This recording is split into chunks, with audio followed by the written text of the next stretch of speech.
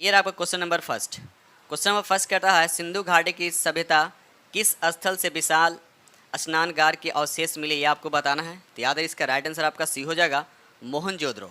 अब मोहनजोदड़ो है कहाँ, तो याद रखिए पाकिस्तान के सिंध प्रांत में ये पड़ता है, याद रखिए दोस्त। चलिए आगे बढ़ते क्वेश्चन नंबर 2। इंडिका नामक ग्रंथ की रचना किसने की। इंडिका नामक जो ग्रंथ है इसकी रचना किसने की, तो याद है इसका राइट आंसर आपका डी हो जाएगा मेगास्थनीक ने इसकी रचना की। अब रहा सवाल कि इसमें किसका वर्णन किया गया, तो याद रखिएगा इस ग्रंथ में पाटलिपुत्र के प्रशासन का वर्णन किया गया इंडिका में। ठीक है दोस्त। चलिए आगे बढ़ते क्वेश्चन नंबर नेक्स्ट। ये रहा क्वेश्चन नंबर आपका 3। क्वेश्चन नंबर 3 कहता है भारत और 10 राजाओं के बीच दशरथ युद्ध किस नदी के तट पर हुआ था, यह आपसे पूछा जाता है। याद रखिएगा इसका राइट आंसर आपका सी होगा पुरुषनी। याद रखिएगा पुरुषनी नदी पर हुआ था, याद रखिए पुरुषनी नदी पर हुआ था। ठीक है दोस्त। चलिए आगे बढ़ते क्वेश्चन नंबर 4 कहता है 563 ईस्वी पूर्व में गौतम बुद्ध का जन्म कहाँ हुआ था, ये आपसे पूछा गया था। याद रखिए इसका राइट आंसर आपका बी हो जाएगा लुम्बिनी में हुआ था। लुम्बिनी कहा था कपिल वस्तु के लुम्बिनी नामक ग्राम में। ये शाक क्षेत्रीय कुल के थे, याद रखिए शाक क्षेत्रीय कुल के थे, वहीं इनका जन्म हुआ था 563 ईस्वी पूर्व। अब रहा सवाल कि कपिल वस्तु किस देश में पड़ता है, तो याद रखिए नेपाल के तराई में पड़ता है, नेपाल के तराई में पड़ता है। ठीक है दोस्त। चलिए आगे बढ़ते क्वेश्चन नंबर यहाँ पर 5 कहता है विक्रम संवत का आरंभ माना जाता था। विक्रम संवत का आरंभ माना जाता है, याद रखिए इसका राइट आंसर आपका ए हो जाएगा 57 ईस्वी पूर्व। याद रखिए 57 ईस्वी पूर्व। अगर यही पूछता शक संवत अगर पूछता तो याद रखिए 78 ईस्वी। याद रखिए 78 ईस्वी याद रखिए। ठीक है दोस्त शक संवत के लिए। ठीक है आप विक्रम संवत के लिए क्या होता है 57 ईस्वी पूर्व, ये ध्यान रखिएगा। ठीक है चलिए आगे बढ़ते क्वेश्चन नंबर 6 कहता है गुप्त शासकों की शासकीय भाषा क्या थी। तो याद रखिए इसका राइट आंसर आपका सी हो जाएगा संस्कृत था इसका शासकीय भाषा। ठीक है दोस्त। चलिए आगे बढ़ते हैं साथ साथ ये भी याद रखिए गुप्त शासकों गुप्त वंश को यानी मतलब इस वंश को भारतीय इतिहास का क्या कहा जाता है स्वर्ण युग कहा जाता है। गुप्त वंश को भारतीय इतिहास का स्वर्ण युग भी कहा जाता है। ठीक है चलिए आगे बढ़ते question number next. Question number 7 कहता है एलोरा का प्रसिद्ध शिव मंदिर का निर्माण किस शासक ने करवाया था। तो सबसे कभी कभी एक क्वेश्चन ये आता है किस राजवंश में, तो राजवंश पूछेगा तो राष्ट्रकूट हो जाएगा। और यहाँ पूछा है किस शासक के द्वारा, था राष्ट्रकूट शासक कृष्ण प्रथम के द्वारा एलोरा का जो प्रसिद्ध शिव मंदिर है का निर्माण करवाया था। और ये कहाँ है तो याद रखिएगा ये महाराष्ट्र के औरंगाबाद जिले में है। ठीक है दोस्त। चलिए क्वेश्चन नंबर 8 कहता है महमूद गजनवी भारत पर कितनी बार आक्रमण किया था। याद रखिए बिल्कुल इजी क्वेश्चन, तो 17 बार वह आक्रमण किया था। वह स्टार्ट कब से किया था, तो 1009 से 1027 तक। ठीक दोस्त इतने सालों तक वो क्या किया आक्रमण करता रहा। इसी बीच में उन्होंने 17 बार भारत पर क्या किया आक्रमण किया था। ठीक है दोस्त। चलिए आगे बढ़ते question number next. Question number यहाँ पे 9 कहता है दिल्ली सल्तनत का वास्तविक संस्थापक किसे माना जाता है। दिल्ली सल्तनत का वास्तविक संस्थापक किसे माना जाता है, याद रखिए इल्तुतमिश को माना जाता है। किसको माना जाता है, इल्तुतमिश का। इसका शासनकाल कब से कब था, तो याद रखिए 1210 से 1236, याद रखिए 1236 तक। ठीक है दोस्त। चलिए आगे बढ़ते question number next. Question number 10 कहता है किस राजवंश ने दिल्ली सल्तनत में सबसे कम समय तक शासन किया, यह आपसे पूछा जा रहा था। याद रखिए यहाँ पर राइट आंसर जो हो जाएगा आपका खिलजी वंश। खिलजी वंश जो था सबसे कम शासन किया था, तो कितने वर्ष से किया था ये 30 वर्ष तक ये शासन किया, 30 वर्ष तक शासन किया। अब ये तो हो गया कम वाला। अगर आपसे पूछा है कि सबसे ज़्यादा कौन राजवंश शासन किया था, तो याद रखिए वो हो जाएगा तुगलक वंश। ठीक है तो तुगलक वंश कितने वर्ष तक शासन किया था, तो याद रखिए 94 वर्ष तक शासन किया था। तो ये दो फैक्ट याद रखिएगा, सबसे कम और सबसे ज़्यादा। ठीक है तो चलिए आगे बढ़। क्वेश्चन नंबर यहाँ पे 11 कहता है अकबर के समय में संपूर्ण साम्राज्य कितने सूबे में विभक्त यानी कितने सूबे में ये बटा हुआ था, याद रखिए 15 सूबे में ये बटा हुआ था। ठीक है दोस्त चलिए आगे बढ़। क्वेश्चन नंबर यहाँ पे 12 कहता है निम्नलिखित में कौन सुमेलित नहीं है, आपसे पूछा है इसमें कौन सुमेलित नहीं है, तो याद रखिए इसका राइट आंसर आपका डी है फ्रांसीसी। ये आपका सुमेलित है। फ्रांसीसी जो ईस्ट इंडिया कंपनी द्वारा भारत में पहला कारखाना ये सूरत में स्थापित हुआ था। कहाँ, कालीकट में नहीं होता है, सूरत में हुआ था। याद रखिएगा सूरत में हुआ था। ठीक है दोस्त ये आपका गलत है, लेकिन आपसे पूछा कौन सुमेलित नहीं था, डी आपका सुमेलित नहीं है। ठीक है दोस्त चलिए आगे बढ़ते। क्वेश्चन नंबर यहाँ पर 13 कहता है भारत आने वाला प्रथम अंग्रेज कौन था, तो याद है इसका राइट आंसर आपका सी हो जाएगा जॉन मेंडेल हॉल। ठीक है दोस्त चलिए क्वेश्चन नंबर यहाँ पर 14 कहता है किस उत्तरकालीन मुगल शासक को लंपट मूर्ख कहा जाता है। लंपट मूर्ख किसको कहा जाता है, तो याद रखिएगा इसका राइट आंसर आपका सी हो जाएगा जहांदार शाह को क्या कहता है लंपट मूर्ख कहा जाता है। ठीक है तो याद रखिए वहीं अगर हम मुअज्जम की बात करें तो मुअज्जम को साहिब बेखबर कहा जाता है। अगर हम फर्रुखसियार की बात करें तो इसको कहता है घृणित कायर कहा जाता है। अगर मोहम्मद शाह की बात करें तो इनको रंगीला कहा जाता है, इनको रंगीला कहा जाता है। ठीक है, तो ये सब फैक्ट आपको याद होने चाहिए। चलिए आगे बढ़ते, क्वेश्चन नंबर यहाँ 15 कहता है बंगाल का अंतिम नवाब कौन था? तो याद रखिए इसका राइट आंसर आपका ए हो जाएगा, मुबारक उद दौला जो था ये बंगाल का अंतिम नवाब था। ठीक है, चलिए आगे बढ़ते, क्वेश्चन नंबर 16 कहता है first war of Indian independence नामक पुस्तक की रचना किसने की थी? तो याद रखिए इसके राइट आंसर आपका सी हो जाएगा, वी.डी. सावरकर ने की थी। ठीक है दोस्त, चलिए आगे बढ़ते, क्वेश्चन नंबर नेक्स्ट, क्वेश्चन यहाँ पर 17 कहता है वेद समाज की स्थापना किसने की थी? वेद समाज की स्थापना किसने की थी? तो याद रखिए इसका राइट आंसर आपका डी होगा, श्री धरलू नायडू। याद रखिए श्री धरलू नायडू ने वेद समाज की स्थापना की थी, और ये कब की थी? तो याद रखिएगा 1864 में। ठीक है दोस्त, चलिए आगे बढ़ते, क्वेश्चन नंबर यहाँ पे 18 कहता है पाइक विद्रोह किसके नेतृत्व में हुआ था? पाइक विद्रोह जो हुआ था किसके नेतृत्व में हुआ था? तो याद है इसका राइट आंसर आपका सी हो जाएगा, बख्शिश जंग बंधु के नेतृत्व में हुआ था। ठीक है दोस्त, चलिए आगे बढ़ते, क्वेश्चन नंबर नेक्स्ट, ये रहा क्वेश्चन नंबर आपका 19 कहता है यहाँ पे निम्नलिखित में कौन सुमेलित नहीं, आपसे पूछा जा रहा है इसमें कौन सुमेलित नहीं है? तो याद रखिए इसका राइट आंसर आपका डी हो जाएगा, यानी उपयुक्त में से कोई नहीं, उपयुक्त में से कोई नहीं। इसका मतलब ये हुआ कि इसमें सभी आपके सुमेलित हैं, यहाँ पर सभी आपके क्या है, ये सुमेलित है। ठीक है दोस्त, चलिए आगे बढ़ते, question number next, question number यहाँ पे 20 कहता है भारत में 3 विश्वविद्यालय कलकत्ता, मद्रास और मुंबई की स्थापना किस वर्ष किस घोषणा पत्र की तहत हुई थी? तो ये बताना। याद रखिए इसका राइट आंसर आपका बी हो जाएगा, 1854 वुड डिस्पैच घोषणा में। याद रखिए दोस्त क्या नाम है, 1854 के वुड डिस्पैच घोषणा में। ठीक है दोस्त, चलिए आगे बढ़ते, क्वेश्चन नंबर 21 कहता है भारत में न्यायिक सेवा का जनक किसे कहा जाता है? तो याद रखिए इसका राइट आंसर आपका बी हो जाएगा, वारेन हेस्टिंग को कहा जाता है। ठीक है दोस्त, चलिए आगे बढ़ते, क्वेश्चन नंबर नेक्स्ट, ये रहा क्वेश्चन नंबर आपका 22 कहता है निम्नलिखित में कौन सी घटना सबसे बाद में घटी? ये 4 जो घटना हुआ है सबसे बाद में पूछा जा रहा है, सबसे बाद में कौन घटा है?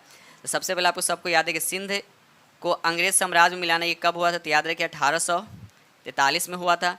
प्रथम एंग्लो सिख की अगर हम बात करते हैं तो ये हुआ था 1845 से 46 तक चला था। उसके बाद तृतीय एंग्लो वर्मा युद्ध की अगर हम बात करते हैं तो ये हुआ था 1885 से 1886। अगर हम विधवा पूर्ण विवाह की बात करते हैं तो ये हुआ था 1856। तो अब देखा जाए इसमें सबसे बाद में कौन हुआ? तो देखिए 85 वाला और 86 यहाँ लिखा हुआ है ना, 85 86 जो है ये सबसे बाद में हुआ था। तो इसका राइट आंसर आपको कौन होगा? तो सी हो जाए। याद रखिएगा सी द करेक्ट आंसर होगा। ठीक है दोस्त, चलिए क्वेश्चन नंबर 23 कहता है पूना सार्वजनिक सभा के संस्थापक कौन थे? तो याद रखिएगा इसका राइट आंसर आपका सभी थे, ए भी है, यानी M.G. Ranade, G.V. Joshi, S.H. Chiplun नकर, ये सब थे, यानी उपयुक्त में से आंसर आपका क्या हो जाएगा? डी हो जाएगा। ठीक है दोस्त, चलिए आगे बढ़ते, क्वेश्चन नंबर नेक्स्ट, ये रहा क्वेश्चन नंबर आपका 24 कहता है भारतीय राष्ट्रीय कांग्रेस के प्रथम अंग्रेज अध्यक्ष कौन थे? तो याद रखिए यहाँ पर राइट आंसर आपका बी हो जाएगा, जॉर्ज यूल। याद रखिए जॉर्ज यूल। ठीक है दोस्त, चलिए क्वेश्चन नंबर यहाँ पे 25 कहता है निम्नलिखित में से किस तिथि को बंगाल विभाजन की घोषणा की गई थी? बंगाल विभाजन की घोषणा कब की गई थी? तो याद रखिए इसका राइट आंसर आपका सी हो जाएगा, 20 जुलाई 1905 को बंगाल विभाजन की घोषणा की गई थी। ठीक है, तो और ये प्रभावी कब रहा? तो याद रखिए ये प्रभावी रहा 16 अक्टूबर 1905 को यह विभाजन प्रभावी हो गया था। ठीक है दोस्त, चलिए आगे बढ़ते, क्वेश्चन नंबर यहाँ पे 26 कहता है लंदन में कर्जन वायली की हत्या किसने की थी? ठीक है, तो इसका राइट आंसर आपका बी हो जाएगा, मदन लाल धिंगरा ने। मदन लाल धिंगरा ने की थी। यार कब की थी? तो याद रखिएगा 1909 ईस्वी में, या 1909 ईस्वी में। ठीक है दोस्त, चलिए आगे बढ़ते, क्वेश्चन नंबर 27 कहता है असहयोग आंदोलन का प्रस्ताव किसके द्वारा प्रस्तुत किया गया था? तो याद रखिए इसका राइट आंसर आपका सी हो जाएगा, C.R. दास ने। याद रखिएगा C.R. दास ने। ठीक है दोस्त, चलिए आगे बढ़ते, क्वेश्चन नंबर नेक्स्ट, ये रहा क्वेश्चन नंबर आपका 28 कहता है गांधी जी के दांडी मार्च की तुलना नेपोलियन की पेरिस मार्च एवं मुसोलिनी के रोम मार्च से किसने की थी? तो इसका राइट आंसर आपको बताना है। तो किसने कहा था? सुभाष चंद्र बोस ने कहा था। ठीक है दोस्त, चलिए आगे बढ़ते, क्वेश्चन नंबर 29 कहता है 1937 के चुनाव में कांग्रेस द्वारा बहुमत प्राप्त प्रांतों की संख्या कितनी थी? तो याद रखिए इसका राइट आंसर आपका सी हो जाएगा, कितना था? तो 5 था। ठीक है दोस्त, चलिए आगे बढ़ते हैं, क्वेश्चन नंबर नेक्स्ट। दोस्तों वीडियो पसंद आ रहा हो तो प्लीज़ लाइक ज़रूर कीजिएगा, और जो फ्रेंड इस चैनल पर नए चैनल को सब्सक्राइब कर लीजिएगा, और साथ में बेल आइकन को प्रेस करना नहीं भूलिएगा। ठीक है दोस्त, चलिए क्वेश्चन नंबर 30 की तरफ आते हैं। समाचार पत्रों का मुक्तिदाता किसे कहा जाता है? तो याद रखिए इसके राइट आंसर आपका डी हो जाएगा, चार्ल्स मैटकॉफ को कहा जाता है। याद रखिए चार्ल्स मैटकॉफ को कहा जाता है। ठीक है दोस्त, चलिए आगे बढ़ते क्वेश्चन नंबर यहाँ पे 31 का था, भारत छोड़ो आंदोलन 1942 के दौरान निम्न में से किसने भूमिगत रेडियो का संचालन किया था? तो याद रखिए इसका राइट आंसर आपका उपयुक्त में से सभी हो जाएगा। ठीक है, उषा मेहता, राम मनोहर लोहिया, अरुणा आसफ अली। ठीक है दोस्त, चलिए उपयुक्त में से सभी यानी ऑप्शन आपका डी हो जाएगा। क्वेश्चन नंबर 32 कहता है, गांधी इरविन समझौता किस वर्ष हुआ था? गांधी इरविन समझौता किस वर्ष हुआ था? तो याद रखिए इसका राइट आंसर आपका बी हो जाएगा, 1931 ईस्वी में हुआ था। याद रखिए दोस्त, चलिए आगे बढ़ते क्वेश्चन नंबर नेक्स्ट। ये रहा क्वेश्चन नंबर 33 कहता है, निम्न में से किस ग्रह के दिन का मान एवं अक्ष का झुकाव पृथ्वी के समान है? ये आपसे पूछा है, तो याद रखिए इसका राइट आंसर आपका ए हो जाएगा, मंगल ग्रह को। ठीक है, मंगल ग्रह को लाल ग्रह भी इसको बोला जाता है, याद रखिएगा। इसके दो उपग्रह हैं, एक होता है फोबोस और दूसरा होता है डिमोस। ठीक है, याद रखिएगा। चलिए क्वेश्चन नंबर यहाँ पे 34 कहता है, उष्णकटिबंधीय मरुस्थल क्षेत्र में उगने वाले वनस्पति को किस नाम से जाना जाता है? तो याद रखिएगा इसका राइट आंसर आपका बी होगा, जीरोफाइट। याद रखिएगा, जीरोफाइट कहते हैं। ठीक है दोस्त, अगर अब यहाँ पर लिखा हुआ ट्रोपोफाइट क्या होता है? तो याद रखिए उष्णकटिबंधीय जलवायु वाली घास एवं वनस्पति को क्या कहते हैं? ट्रोपोफाइट कहते हैं। उसके बाद यहाँ लिखा हुआ हेलोफाइट क्या होता है? तो नमकीन क्षेत्र में पाए जाने वाले वनस्पति को क्या बोलते हैं? तो हेलोफाइट कहते हैं। याद रखिएगा, हेलोफाइट कहते हैं। और लिथोफाइट किसको बोलते हैं? कड़ी चट्टानों पर उगने वाले वनस्पति को लिथोफाइट कहते हैं। लेकिन आपसे पूछा क्या है कि उष्णकटिबंधीय मरुस्थल क्षेत्र में उगने वाले वनस्पति को किस नाम से जाना जाता है? तो आपका क्वेश्चन के अकॉर्डिंग आपका आंसर होगा, आपका B is the correct answer हो जाएगा। ठीक है दोस्त, चलिए आगे बढ़ते question number next. Question number यहाँ पे 35 कहता है, वर्मी कल्चर किससे संबंधित है? तो याद रखिए इसका राइट आंसर आपका ए हो जाए, केचुआ से संबंधित, यानी केचुआ पालन से संबंधित है। ठीक है दोस्त, चलिए क्वेश्चन नंबर 36 कहता है, टेहरी बांध परियोजना किस नदी पर है? तो याद है इसका राइट आंसर आपका बी हो जाए, भागीरथी और भिलंगना नदी पर। याद रखिए दोस्त, चलिए आगे बढ़ते क्वेश्चन नंबर नेक्स्ट। क्वेश्चन यहाँ पे 37 कहता है, भारत का न्यूनतम जनसंख्या वाला राज्य कौन सा है? तो याद रखिए इसका राइट आंसर आपका सी हो जाएगा, यानी सिक्किम हो जाएगा। ठीक है, तो सबसे अधिक जनसंख्या वाला राज्य कौन है? तो याद रखिए उत्तर प्रदेश। ठीक है, चलिए आगे बढ़ते क्वेश्चन नंबर यहाँ पे 38 कहता है, निम्नलिखित में से कौन सा सुमेलित है? आपसे ये पूछा जा रहा है कौन सा सुमेलित है? तो याद रखिए यहाँ उपयुक्त डी हो जाएगा, यानी उपयुक्त में से सभी सुमेलित है। वन अनुसंधान संस्थान कहाँ है? तो देहरादून है। शुष्क वन अनुसंधान कहाँ? तो जोधपुर में है।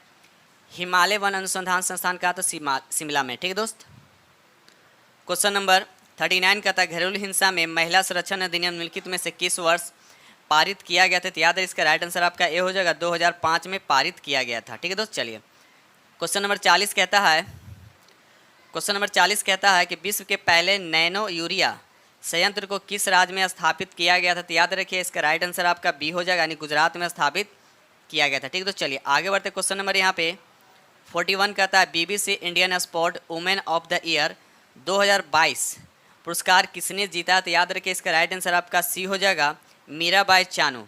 और इन्होंने इस खिताब को लगातार 2 बार प्राप्त किया है, मीराबाई चानू। ठीक है दोस्त, चलिए आगे बढ़ते क्वेश्चन नंबर नेक्स्ट।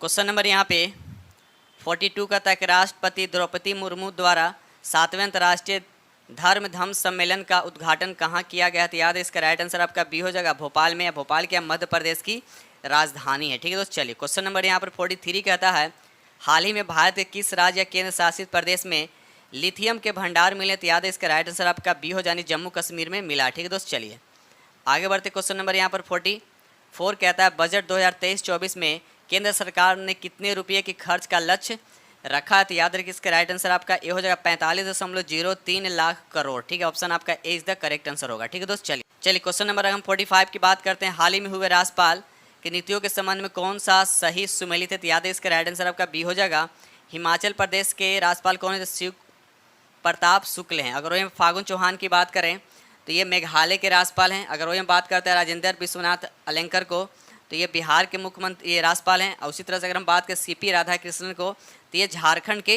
राज्यपाल हैं। ठीक है दोस्त, चलिए आगे बढ़ते question number next.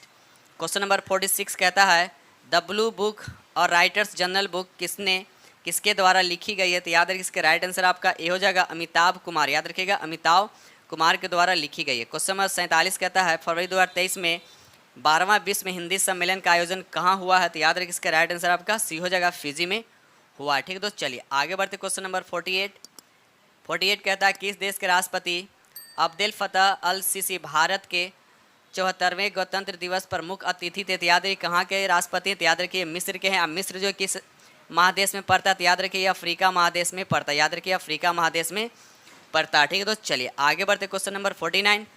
Global innovation index 2022 के आधार पर नवाचार के मामले में भारत का कौन सा स्थान है? तो याद रखिए इसका राइट आंसर आपका ये हो जाएगा 40वां स्थान। याद रखिए 40वां स्थान है। ठीक है दोस्त, चलिए आगे बढ़ते हैं। क्वेश्चन नंबर 50 कहता है दुनिया का पहला नेजल कोविड वैक्सीन किस कंपनी ने विकसित किया? तो याद रखिए इसका राइट आंसर आपका सी हो जाएगा भारत बायोटेक ने। याद रखिए भारत बायोटेक ने। ठीक है दोस्त, चलिए क्वेश्चन नंबर यहाँ पे 51 कहता है कोशिका में राइबोसोम की अनुपस्थिति में कौन सा कार्य संपादित नहीं होता है? तो याद रखिए इसका राइट आंसर आपका बी हो जाएगा प्रोटीन का संश्लेषण नहीं हो पाता। ठीक है दोस्त, चलिए क्वेश्चन नंबर 52 कहता है ऐसे रोग जो बहुत समय तक बने रहते हैं उन रोगों को कहा जाता है? याद है उसका राइट आंसर आपका सी होगा चिरकालीन रोग कहा जाता है। ठीक है दोस्त, चलिए आगे बढ़ते क्वेश्चन नंबर 53।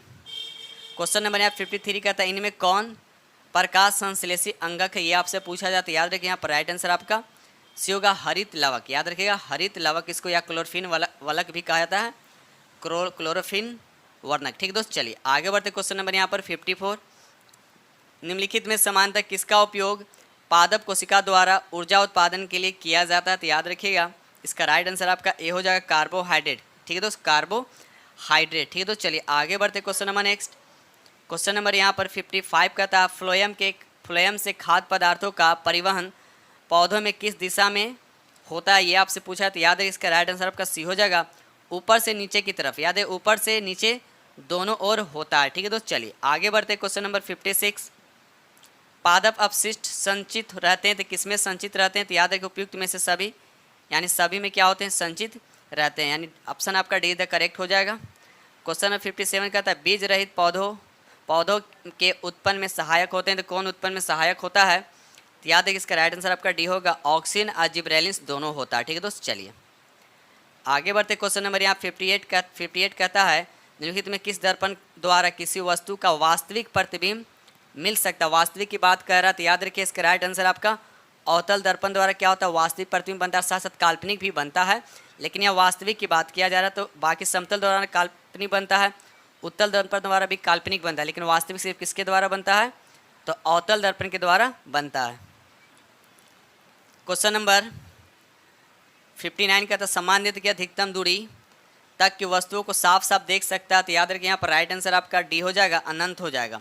देखिए अधिकतम दूरी कह रहा है, जब न्यूनतम पूछेगा तो 25 सेंटीमीटर। याद रखिएगा जब न्यूनतम की बात करें 25 सेंटीमीटर और यहाँ अधिकतम की बात करें तो अधिकतम कहाँ तक देख सकते हैं? तो अनंत तक देख सकते हैं, यानी 25 सेंटीमीटर से अनंत की दूरी को स्पष्ट देखा जा सकता है। क्वेश्चन नंबर 60 कहता है विद्युत धारा उत्पन्न करने की युक्ति को कहते हैं तो क्या कहते हैं? तो याद है इसका राइट आंसर आपका ये होगा उसको जनरेटर यानी जनित्र कहा जाता है। ठीक है दोस्त, चलिए क्वेश्चन नंबर यहाँ पे 61 कहता है विस्थापन की दर यानी विस्थापन की दर को क्या कहा जाता है? तो याद रखिए इसका राइट आंसर आपका सी हो जाएगा, यानी उसको क्या कहते हैं? वेग कहते हैं। लेकिन अगर यहीं पे पूछता कि वेग में परिवर्तन के दर को क्या कहते हैं, यानी वेग में परिवर्तन के दर को क्या कहते हैं? इसको त्वरण कहते हैं।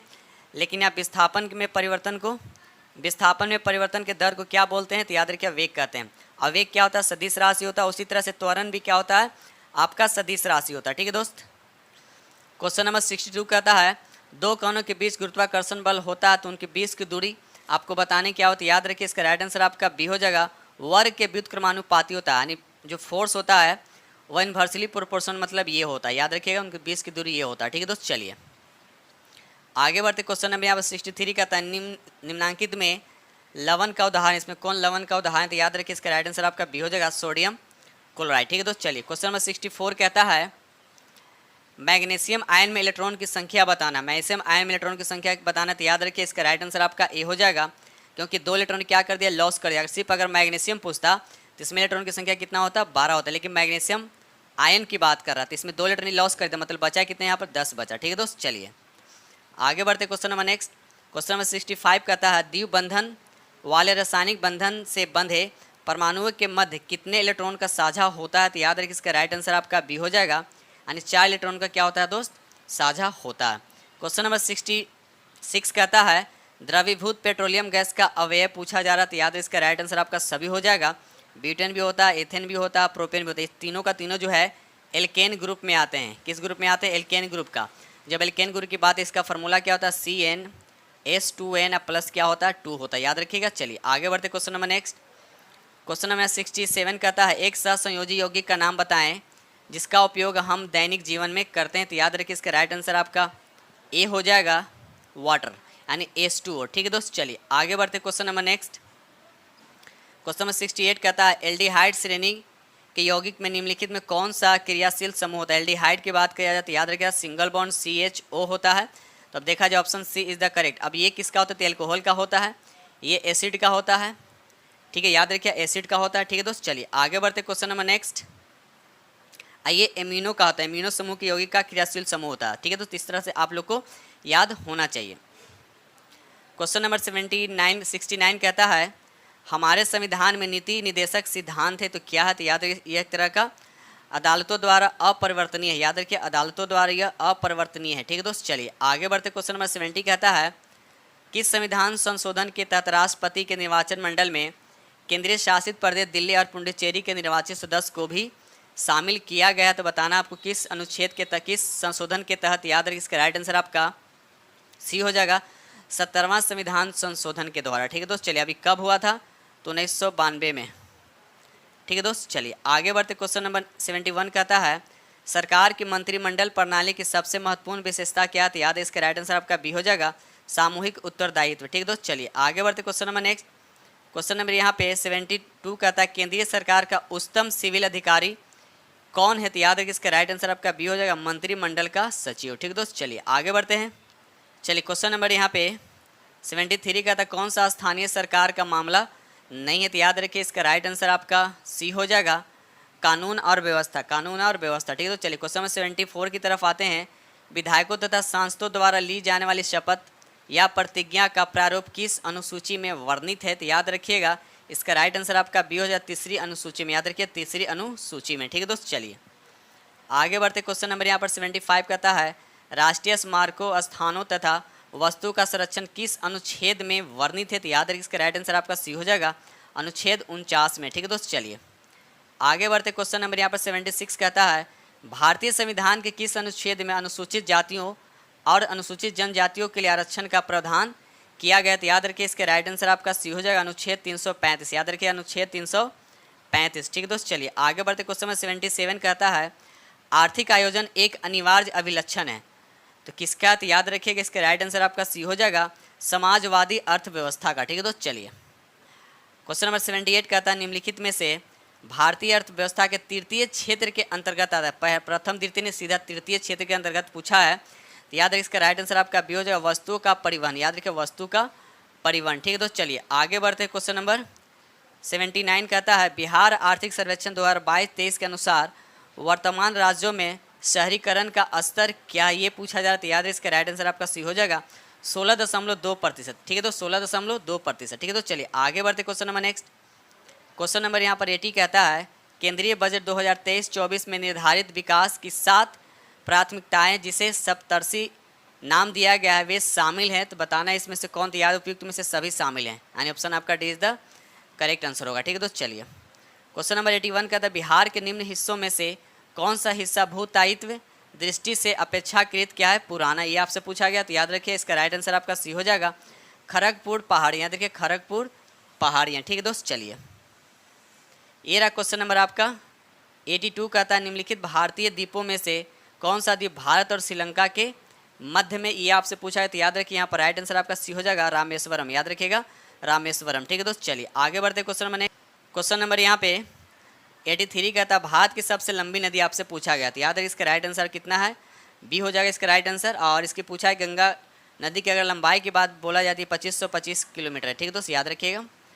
चलिए क्वेश्चन नंबर 84 कहता है रेगूर में किसका नाम है, रेगूर यानी काली मिट्टी का नाम है। याद रखिए राइट आंसर आपका क्या हो जाएगा, सी इज द करेक्ट हो जाएगा। और काली मिट्टी में क्या होता है, कॉटन यानी कपास की खेती सबसे ज़्यादा किया जाता है। ठीक है दोस्त, चलिए क्वेश्चन नंबर 85 कहता है एक निश्चित आकृति में व्यवस्थित ताराओं के समूह यानी कहलाता है। तो क्या कहलाता है, तो यानी तारा को समूह को पूछा जा रहा है क्या कहलाता है। तो याद है इसका राइट आंसर आपका भी हो, उसे नक्षत्र कहते हैं। क्या कहते हैं, तो उसे नक्षत्र कहते हैं। ठीक है चलिए क्वेश्चन नंबर 85 कहता है विश्व पृथ्वी दिवस कब मनाया जाता है, विश्व पृथ्वी दिवस कब मनाया जाता है। याद रखिए इसका राइट आंसर आपका ए हो जाएगा, 22 अप्रैल को मनाया जाता है विश्व पृथ्वी दिवस। ठीक है दोस्त।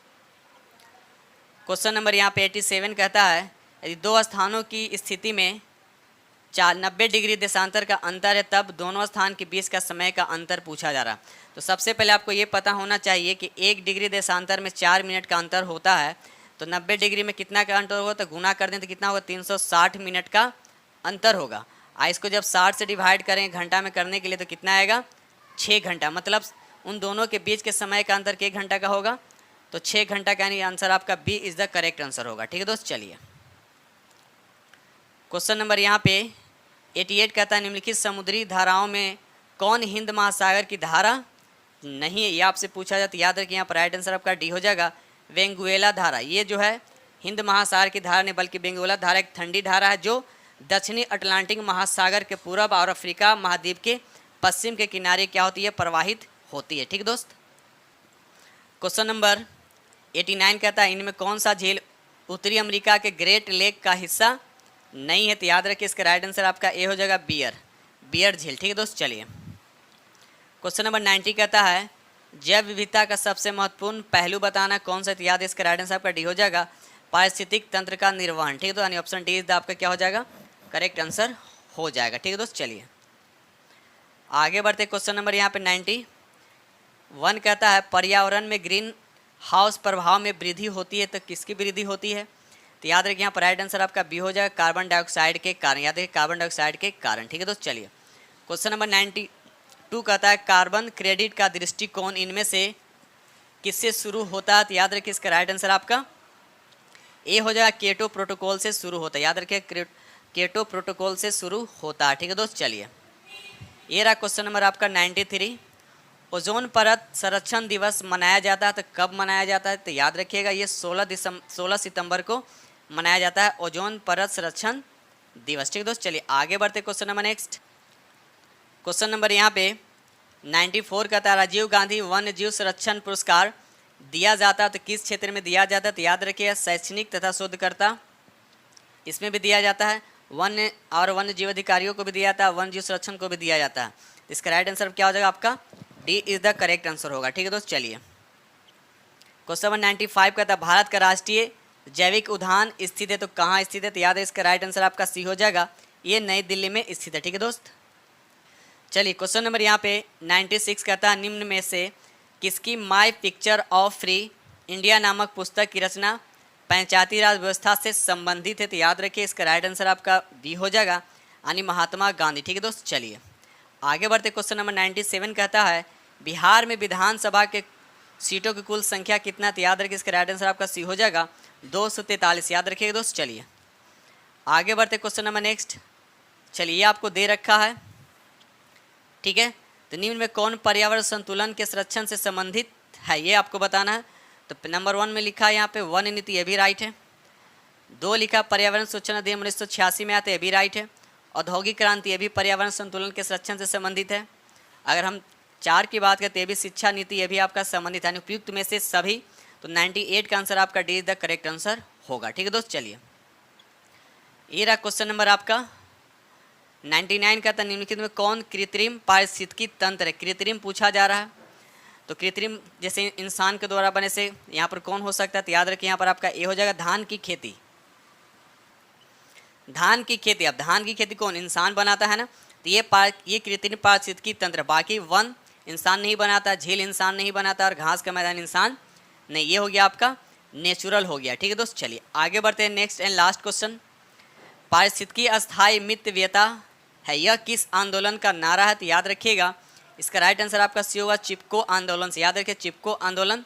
आप लोग के साथ 100 MC को डिस्कस किया, और उम्मीद करता हूँ कि एडिटोरिया द्वारा जो सेट है आप लोग को बहुत ही पसंद आएगा। अगर पसंद आए तो प्लीज़ लाइक ज़रूर कीजिएगा, और जो फ्रेंड इस चैनल पर नए, चैनल को सब्सक्राइब कर लीजिए, और साथ में बेल आइकन को प्रेस करना नहीं भूलिएगा, क्योंकि जो भी वीडियो अपलोड करेंगे उसका नोटिफिकेशन आप तक सबसे पहले पहुँचेगा। कब, जब बेल आइकन प्रेस रहेगा तब। ठीक है दोस्तों, इसी के साथ वीडियो करते हैं समाप्त, और मिलते हैं आप लोग से नेक्स्ट वीडियो में। तब तक के लिए थैंक यू।